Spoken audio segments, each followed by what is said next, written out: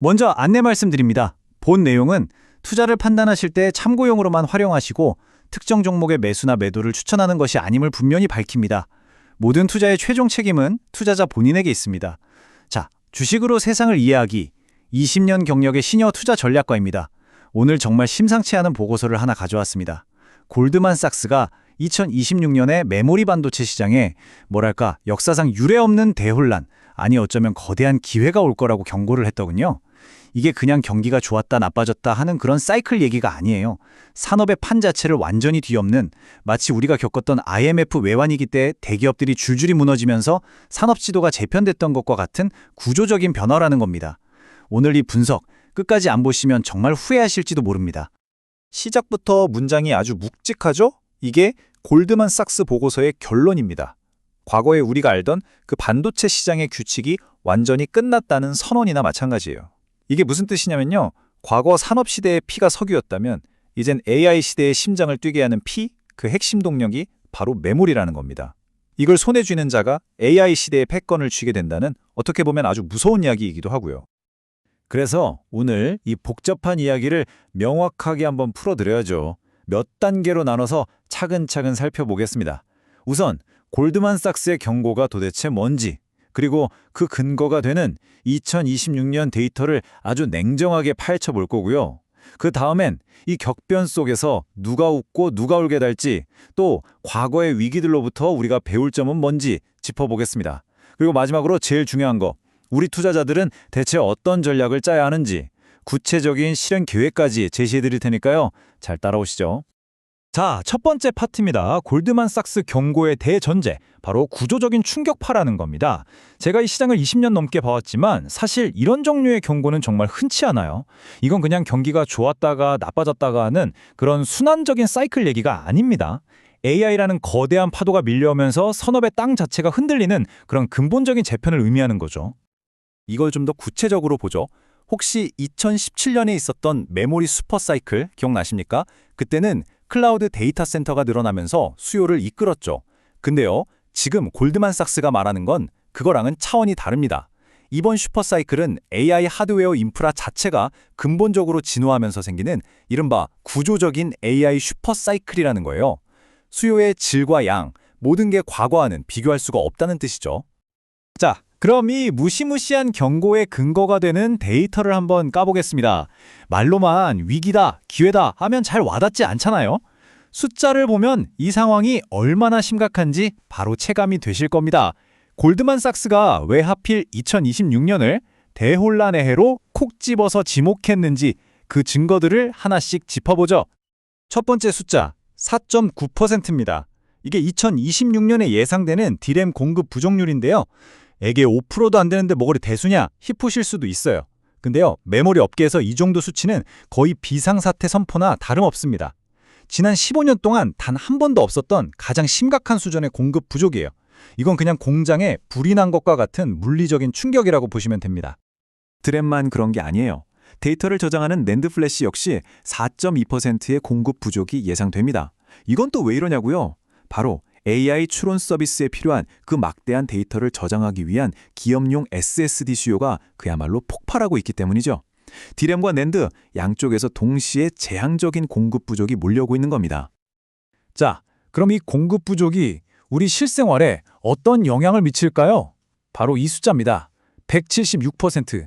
2026년에 우리가 쓰는 일반 디램의 예상 가격 상승률입니다. 정말 어마어마하죠?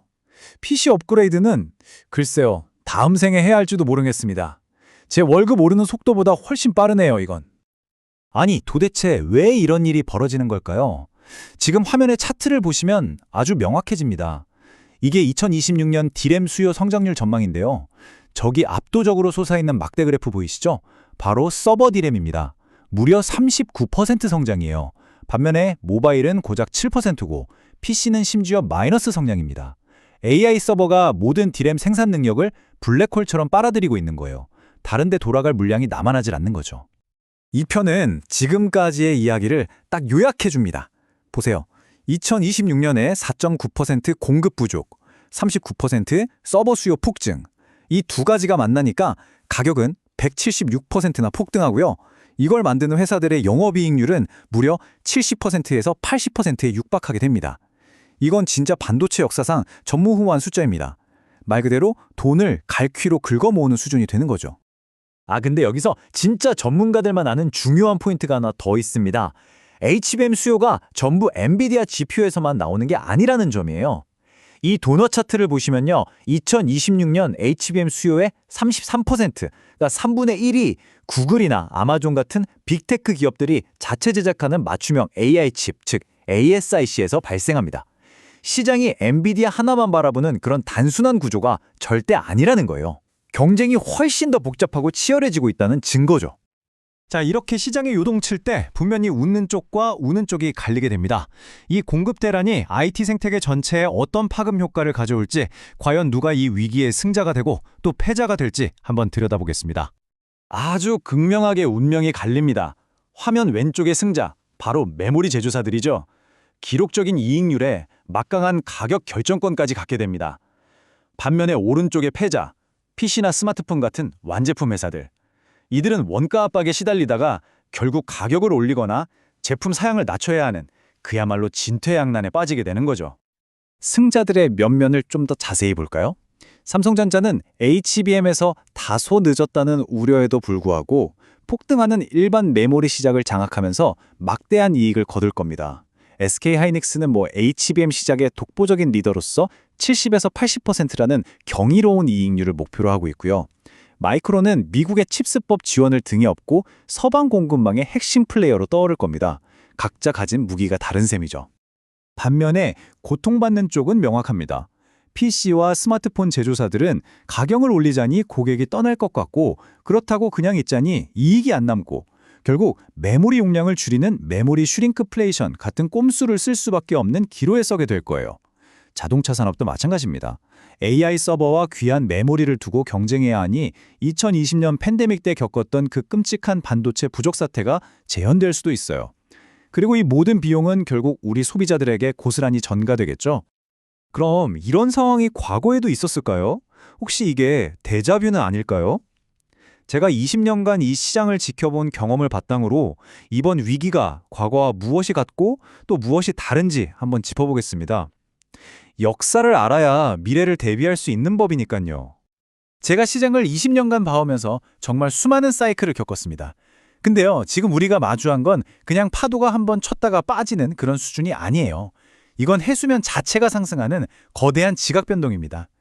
IMF 외환위기 이후에 대우 같은 거대 그룹이 해체되면서 산업지도가 완전히 바뀌었던 거 다들 기억하시죠? 지금 메모리 시장에서 딱 그런 수준의 근본적인 변화가 일어나고 있다는 겁니다.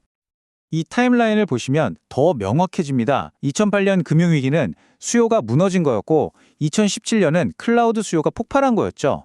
2020년 팬데믹은 공급망의 문제였습니다. 그런데 2020년 위기는 달라요. AI라는 폭발적인 수요와 HBM 때문에 기존 공급망이 안에서부터 잠식되는 것, 즉 공급 잠식과 수요 폭발이 동시에 일어나는 최악의 조합인 겁니다. 과거의 어떤 위기보다 훨씬 더 강력하고 오래 갈 수 있다는 뜻이죠. 자, 이제 가장 중요한 시간입니다.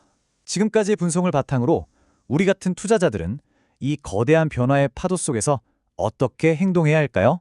단순히 어떤 종목을 사고 파는 수준을 넘어서서 어떻게 내 자산을 포지셔닝해야 하는지에 대한 실질적인 전략, 바로 플레이북을 제시해 드리겠습니다. 4단계 전략입니다. 첫째, 지금 당장 내 포트폴리오를 다시 평가해야 합니다.